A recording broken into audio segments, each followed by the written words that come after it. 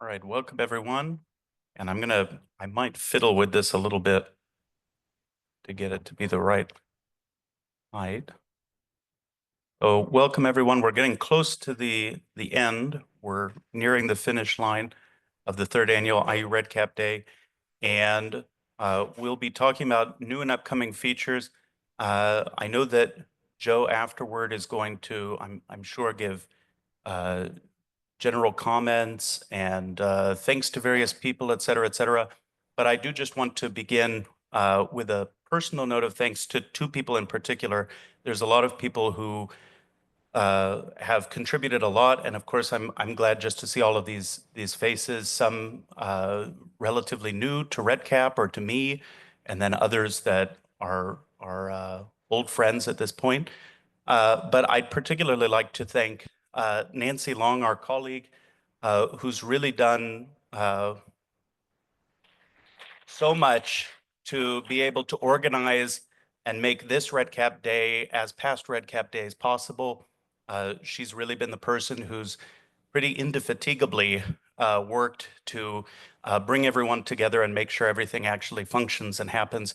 And then also Robert Ping, who came up and has been here to help us all throughout the day. So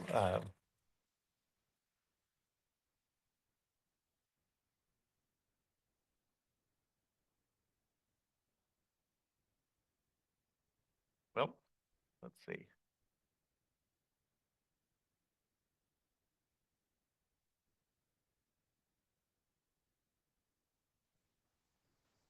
So new and upcoming features. So there's an annual conference, which just as a note for anyone watching, I hope we're able to make it this year. But there's an annual conference for REDCap administrators called REDCap Con. And every year, there is a session called What's New and What's Next. And so this is actually from the developers of REDCap. So it's people who are really in the know about both what's new and what's next. And so they usually have some especially exciting things planned. Sometimes they have longer term, what's next, things to look towards. We don't have that. I can't, I can only really look at what's coming in the next upgrade or possibly the next couple of upgrades. And so these are going to be more minor new features. But nevertheless, we did this last year. We had a session called What's New and What's Next. And I think it was pretty popular. I think people appreciated it. And so this year I wanted to do something similar. However, we then got the title of Dr. Harris's presentation, which was going to be on what's old, what's new. Let me see if I've got this right. What's old, what's new, what's next, and what matters. And so I was concerned, but not too concerned, that there was going to be some overlap between what we were going to address. Fortunately, as it turned out, as you saw this morning, Dr. Harris did touch briefly on some of these, in general, some of these new features, new areas of focus, and then some other things that are coming up. And I definitely can't match what he had to offer in terms of what's coming in the future. This is going to be looking much more in detail about particular features that we've added to the IU REDCap instance over this past year or so. In fact, since the last REDCap Day, so the last two upgrades that we've had, and then look at just a few new features that are coming probably in the next upgrade or so.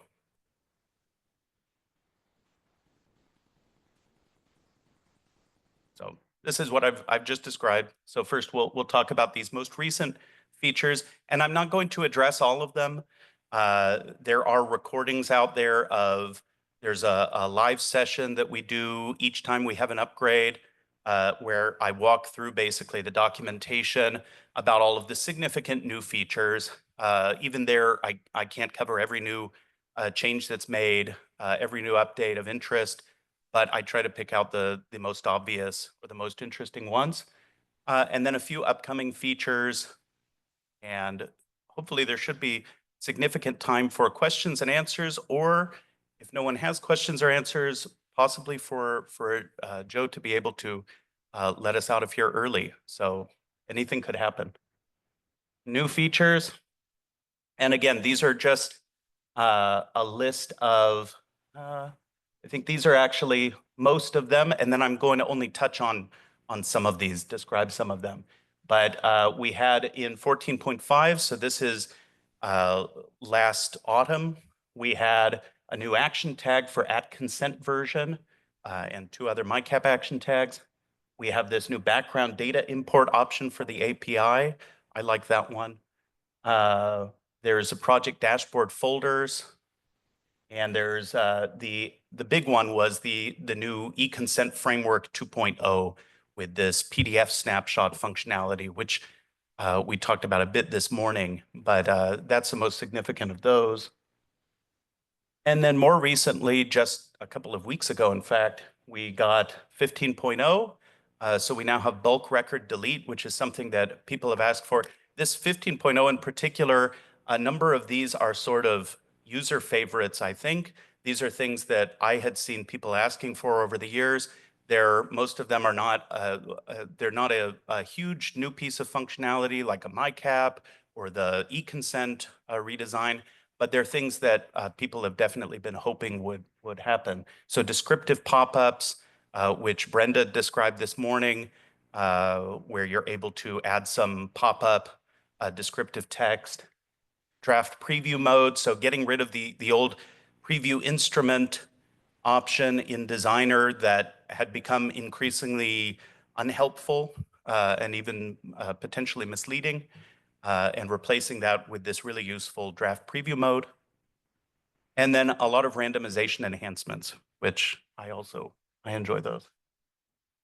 The project dashboard folders. So just to pick this one out in particular, you can now organize project dashboards in a project into folders.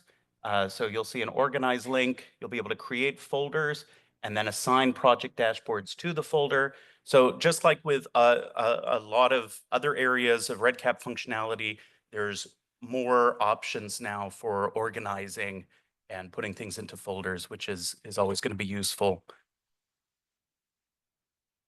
The eConsent framework.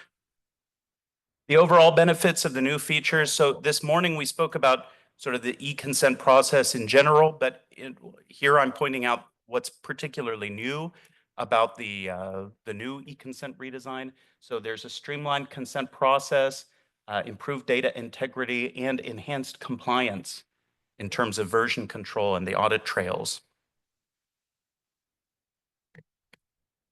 So you now have these customizable consent forms with version control. So you've already got a particular form enabled for eConsent, but then you can have particular PDF images, inline consent forms, multiple ones that can be added to a particular eConsent survey form, and that can be conditioned according to language, if you're using the multi-language management module, or by data access group, if you have different data access groups in the project. And the consent form can be inline PDF or rich text. And so this allows for language-specific consent forms and DAG-specific consent forms. And it also helps with version control because you can have a different version of that consent form for each as you go along with the eConsent form. So custom logic-based triggers. So you're able to, and this is more general than just the eConsent specifically, but more generally with PDF snapshot functionality, you're able to have triggers set for when that PDF snapshot occurs. And so that can be conditional.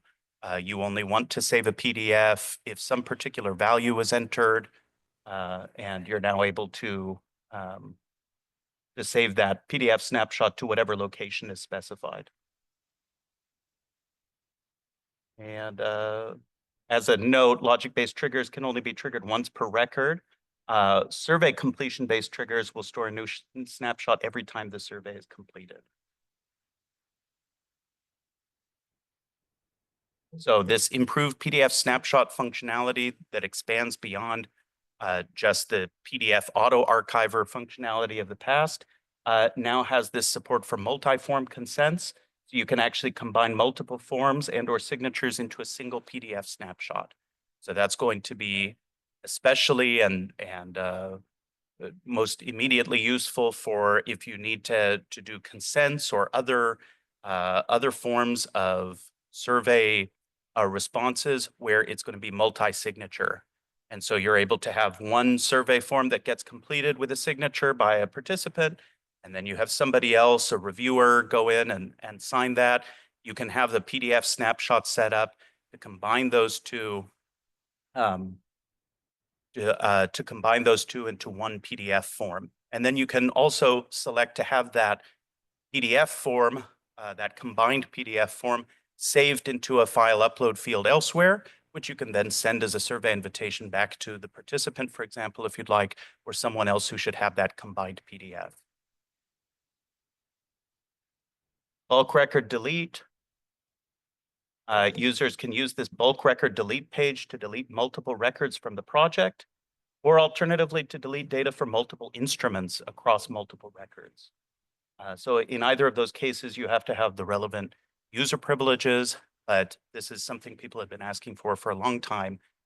In the past, you could only either delete individual records, record by record, or you could ask a REDCap admin to delete all of the data in your project, and then you'd have to upload all of the data. But now you're able to have much more customizability in terms of deleting and batch deleting data. Descriptive pop-ups, I've already referred to. These are custom pop-ups of text that become visible after hovering over a specific word or phrase. So there's the link text, and then there's the custom text for the pop-up content.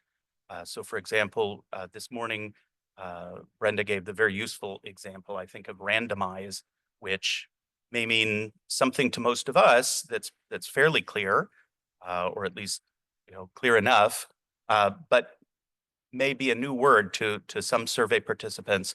You're able to select that any time in the survey that word is mentioned. So it's not just once at the very beginning of the form, something like that, where you're relying on some survey instructions for education, but in fact, any time that you see that word throughout the survey text, and you can set this on an instrument by instrument basis so that it will only happen on some instruments and not others.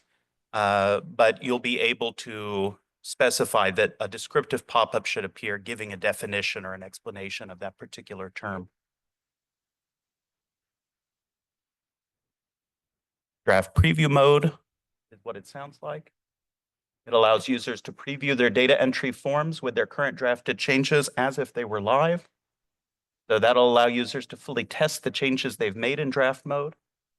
And it will simulate live data entry on data entry forms. So you won't create new records, but with the existing records that you have in the project, you're able to test out any of these changes that you've drafted, and you're able to see it exactly as the data entry person or the survey participant. Actually, I believe it's not, I think surveys are not yet supported. Survey mode's not yet supported, but in any case, you'll be able to see the form with whatever changes you've drafted and try that out. Test data entry before you've actually committed those changes to the project. So that's much more useful than having the preview instrument button in Designer that would not show some of the more advanced functionality like action tags and smart variables and other things that you might have applied to the form or branching logic. Randomization enhancements. Multiple randomizations in a project. So you can actually set up several different randomization models within a single project now with its own settings.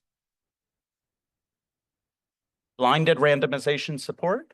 So there's now the ability to make it a more truly blinded randomization model where you're going to, you can still use this open randomization model, which is what has existed in REDCap up until now, where there's a particular single select multiple choice field. So randomization, group A or group B, that sort of thing. And you're able to see immediately whether they're randomized to this group or that group. In this case, you're now able to actually use a text field to have a randomization number that's assigned. And so instead of seeing that someone, when you enter the form, instead of seeing that they're randomized to group A or group B, let's say, instead you'll see that they have randomization number 43. And that's going to be detailed, it will be meaningful in terms of the allocation table that's been uploaded, but it's going to function as a blinded randomization in terms of viewing their record. So the randomization number can also be uploaded as part of the allocation table. It's uploaded as part of the allocation table, and when it's randomized, the field is given the randomization number as its value. The real-time trigger logic. So similarly to what we talked about with e-consent, there's now this option to actually randomize records on a triggered conditional basis.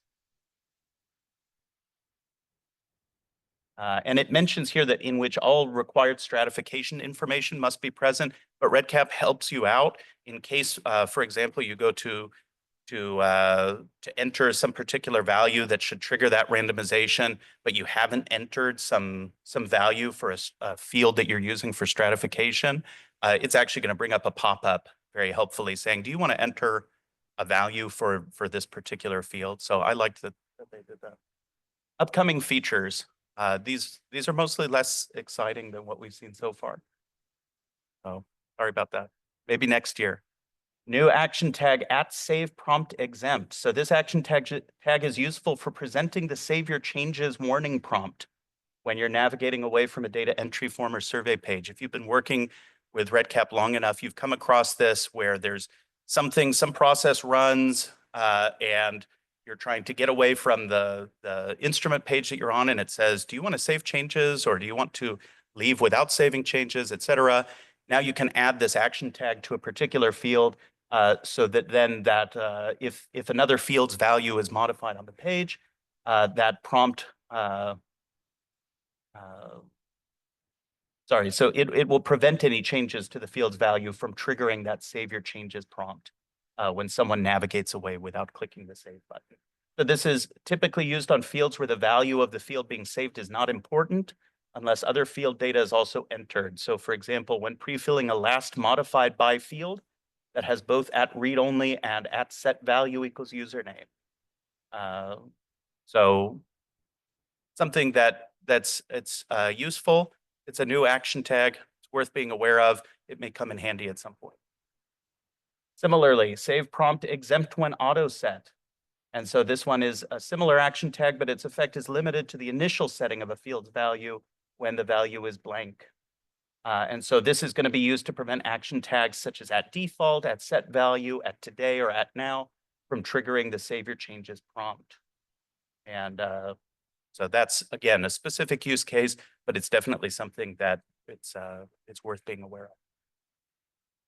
New methods for modifying instrument names. So you're now going to be able to, and again, these are upcoming features. So this is likely to be in our next upgrade in the autumn of this year. This is not here yet. But these will be new methods for modifying an instrument's label and its unique instrument name. In the field view page in Designer, the form name is displayed in clickable. And when it's clicked, it gives you a pop-up to allow the user to modify the instrument label and/or unique instrument name. So similarly, when you click rename, it'll display the pop-up with the same options. So the purpose of this is to allow you the ability to modify both or either of those attributes independently of each other. And it prevents REDCap from automatically changing the unique instrument name whenever modifying the instrument label. Yes. Branching logic improvement. So now when you're updating the branching logic of several fields at one and the same time, the dialog will now tell you the number of fields that are going to be updated. So again, these are all sort of small things, but they're definitely things that if you've been working with REDCap for a while, you'll come across this and think, oh, I wish there was a way to either make a change about this, or I wish there was something like this. So this will be helpful. Sometimes you get this pop-up saying, would you like to apply branching logic? There's some other fields that have the same same sort of structure? Do you want to apply it to all of those fields that are similar? And you're not sure how many fields it's actually applying this to. This will at least give you the number. All right, questions and answers. And this can be, this is a time if you're here in person, feel free to raise your hand. And if you're online, I believe that will be monitored via chat. And so write in any questions you have on chat, and those will be read out.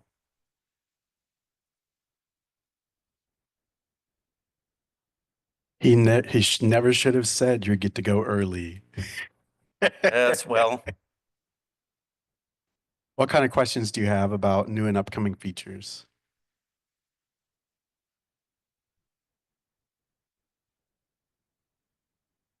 Brenda. We can always count on Brenda to ask a question. This may be like a little bit of a tricky, it's not tricky, but okay. So Paul was going over the AI features. Any chance that you guys have examined those or have thought about when maybe those might be part of? You want me to bring this over to you, Joe?